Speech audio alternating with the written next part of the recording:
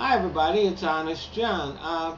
People in general, human beings, we are more comfortable with seeing things in terms of black and white, good and evil, right and wrong.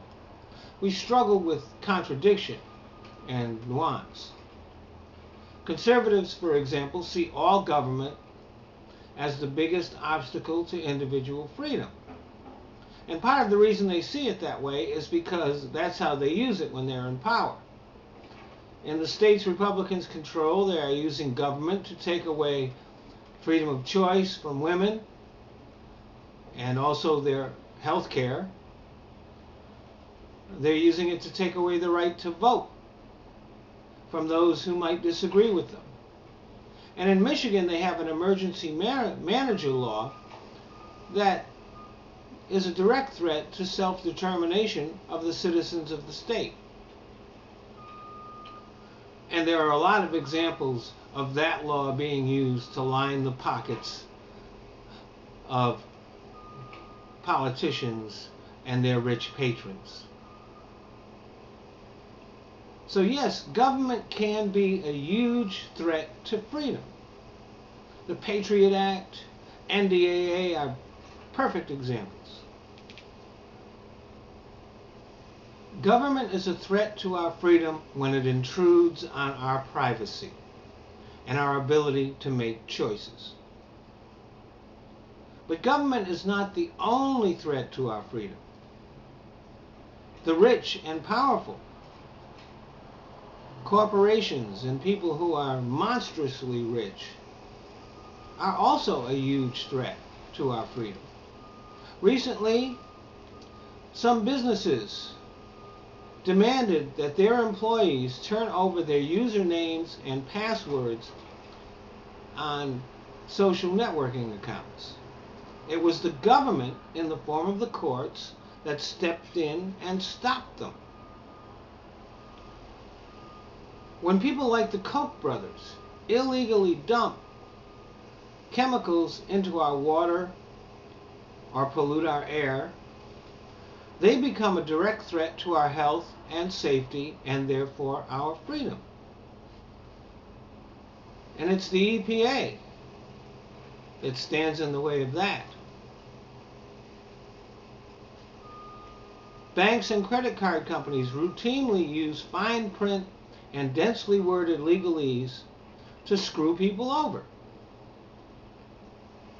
And that's a huge threat to the freedom of people who are involved with them, which is most of the country.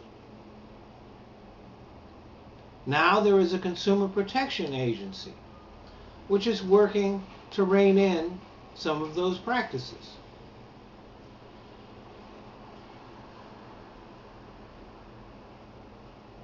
So sometimes government is a threat to our freedom, but sometimes government is the only thing standing in the way of the rich and powerful when they try to destroy our freedom.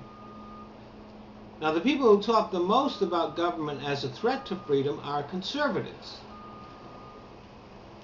But if you look at how they act, a different picture emerges. Conservatives routinely weaken or close those government offices and agencies that protect us from the rich and powerful, while expanding government intrusion into our private lives. Yes, an unchecked government is a huge threat to individual freedom, and it can only be stopped by having a clear definition of what the boundaries between our private lives and government need to be. The Constitution provides that, but over the years, things like the Patriot Act and other laws have muddied the waters. In order to protect our freedom, it must be repealed. And then laws that are needed to protect us from threats can be passed in small, simple, easy to understand packages so that we all know what's in it. But we also need to protect ourselves from the rich and powerful, and only a strong government can do that. It is 99.9% of the time impossible for a regular, non-rich individual citizen to defend himself against the rich and powerful on their own. So here's the deal. If you put conservatives in charge, we get the worst of both worlds. A government that is given more and more power to interfere in our private lives, and less protection from those with money and power who would do us harm. Thanks for listening.